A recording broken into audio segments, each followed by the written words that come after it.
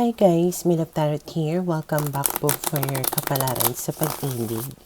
Para po ito sa mga air signs, Gemini, Libra, and Aquarius. Maglalagay na lang po ako ng timestamp sa may description box para po mapuntahan ninyo ang inyong zodiac signs. Pero syempre, this is a general reading, kaya hindi po lahat ay makaka-relate. Okay, so we will start po with Gemini. Ano kaya yung posibleng pagdaraanan ng mga Gemini sa mga susunod na mga araw? Eight of Pentacles, Seven of Cups, the Devil, and the Temperance card.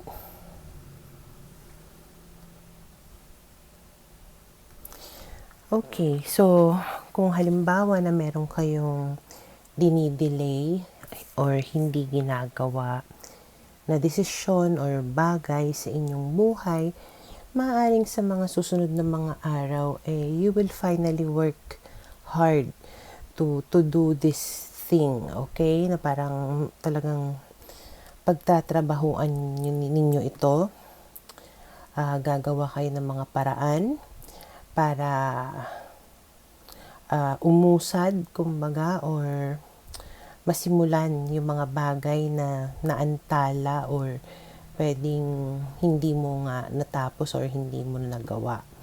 Okay? Parang ginagawa mo ito because siguro gusto mong makaramdam ng katahimikan or gusto mong dumitouch sa isang sitwasyon o tao na maaaring hindi na naging maganda yung connection ninyong dalawa. Parang gusto mo nang magkaroon ng peace of mind or gusto mong maging kalmado ang kapaligiran mo, and you feel like this is the right time for you to do that. Okay? And kung halimbawang you are in a toxic relationship, maaaring gagawa mo na ito ng way para ikaw ay kumalas. Okay, na maaaring hindi mo nga ito magawa-gawa before, pero alam mo na ito yung dapat mo na gawin. Okay? And then we have here the Four of Cups, the Two of Swords, the Ace of Cups, and the Death card. So, Four of Cups talaga, parang nagkaroon ka na ng mga disappointments, ganyan. And parang ayaw mong madagdagan pa yung mga hinanakit mo, yung mga bagay na pinagsisisihan mo. At pwede rin na may isang bagay ka nga na hindi tinake, like an opportunity na dumating sa'yo na hindi mo grinab, kaya pwedeng gagawa mo ng paraan para makuha mo ulit yun or magawa mo ulit yun. Okay? Na medyo handa ka na dito to take a chance again. Okay?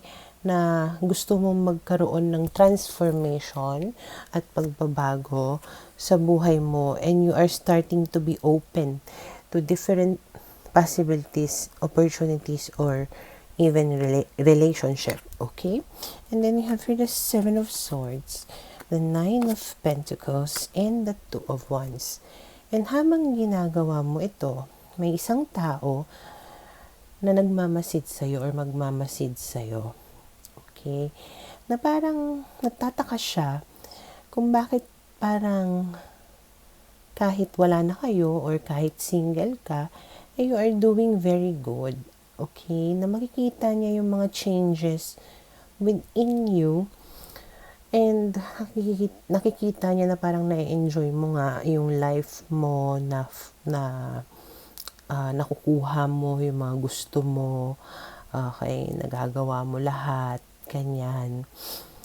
And you are really taking good care of yourself. So, mas lalong nananaig ngayon yung curiosity niya towards you, and napapaisip siya na, tama ba yung naging desisyon ko. Okay?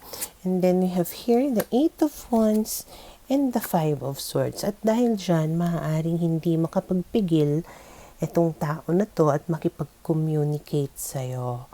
Pero, unfortunately, itong tao na ito ay sadyang sinungaling or deceptive, mapanlinlang, mapanloko. Okay? And then we have here the World card. Kaya, maybe it's best for you to end this chapter with this person, lalong-lalo na kapag nakita mo, naramdaman mo na mas maginhawa yung buhay mo nang wala siya. Okay? So, for now, ito yung nakikita ko na posibleng mangyari sa mga Gemini.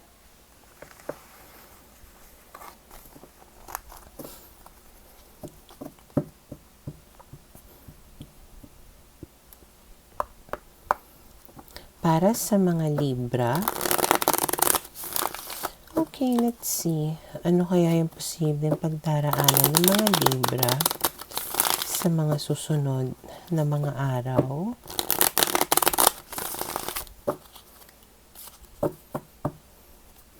Okay, we have here the Page of Pentacles, the Tower, the Ten of Wands, and the Nine of Cups. Malaki yung possibility na you are dealing with an Earth sign, Taurus, Virgo, and Capricorn. Okay? At mukhang hindi magiging maganda ang mga mangyayari between the two of you sa mga susunod na mga araw. Mukhang parang ang daming mga problema, kaguluhan, na para bang it will cause you some kind of, syempre, problema tsaka kaguluhan. So, hindi ka masaya, hindi ka kontento doon sa mga mangyayari. Pero ang gagawin niya, parang panay na lang siya pangako sa'yo. Panay lang siya salita. Wala naman siyang ginagawa about sa mga problema na ito. At maaaring binigyan mo na siya ng ilang chance, inantay mo na siya ng ilang beses para may gawin siya about these problems. Pero wala. Ganun pa din. Okay? And then we have here the Two of Pentacles, the Page of Swords, the Seven of Pentacles, and the Strength card. At dahil ikaw ay sabihin na lang natin ikaw ay mapagbigay, understanding, and forgiving, maaaring patatawarin mo, pagbibigyan mo ang tao na ito muli. At mag-aantay ka muli na balang araw or baka sakali na meron siyang gawin eventually. Okay, naman na siguro baka hindi lang niya priority yung relationship ninyo or pwedeng busy lang siguro siya sa ibang bagay kaya hindi niya mapagtuunan ng pansin yung mga problema na yan. Okay? And then we have here the Six of Swords, the Emperor, and the Three of Swords. At ayun, patuloy ka nag-aantay ng positive changes na mangyari. Okay? At parang siya naman, patuloy niyang sinasabi sa'yo na, oo, gagawan ko ito ng paraan, pero wala nga. Kaya tipong mas nadagdagan lang yung sama ng loob mo habang tumatagal. Okay? Parang nagiging masakit na or heartbroken ka na. Okay, and then we have the Judgment card and the Knight of Swords, which is saying that maybe it's about time for you to reassess the situation, na maybe you need to make a decision for yourself, na maaaring ikaw siguro yung may kailangan na gawin or ikaw yung kailangan na lumayo para magkaroon ng mga pagbabago. Okay? And then we have here the Three of Cups. Hindi ko alam kung meron bang third party situation dito or baka kayo yung third party na inaasahan ninyo na gawan niya ng paraan na tipong ikaw yung maging legal or iwanan niya yung isa para sa'yo. Pero sa kakaantay mo, wala namang nangyayari. Okay?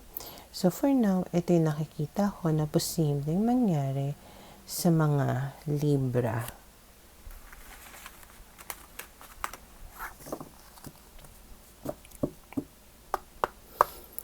Para sa mga Aquarius,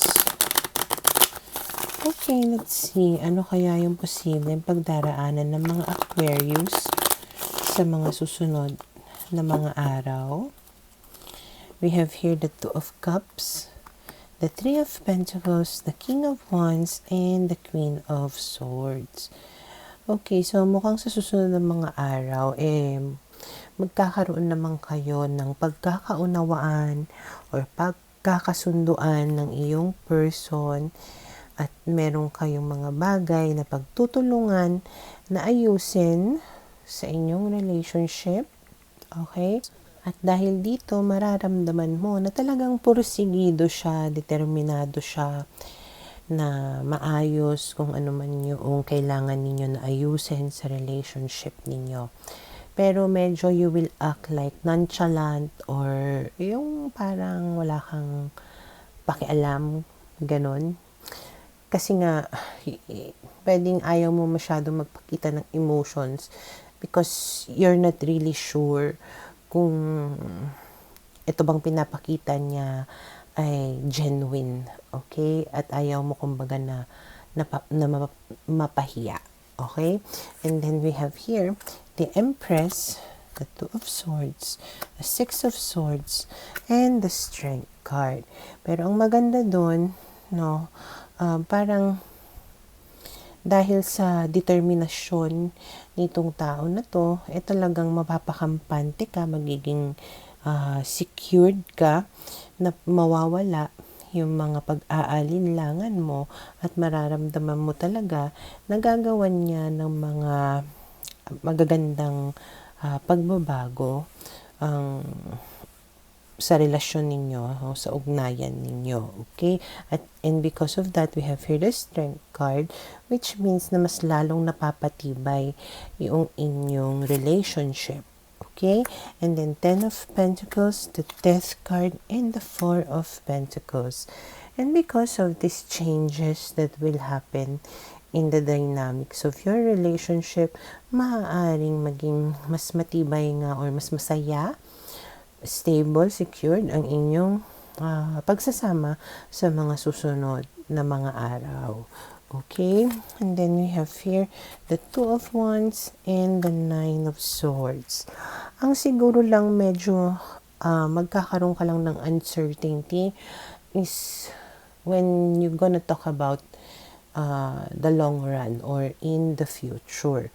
Parang feeling mo, yes, okay kami ngayon, pero paano kami in the future? Okay, hindi ko alam kung bakit hindi mapakali yung utak mo na imbes na happy ka lang, parang hinahanapan mo pa ng problema. Okay, imbes na ini-enjoy mo na yung what you have right now, you are worrying about what will happen to the both of you in the future. Okay, and then we have here the Justice card, which means that whatever that you deserve, okay, will be given to you. Okay, kaya wag kang masyadong mag-alala. Okay, at the end of it all, justice, kumbaga, will prevail. Okay? So, for now, ito yung nakikita ko na posibleng mangyari sa mga Aquarius.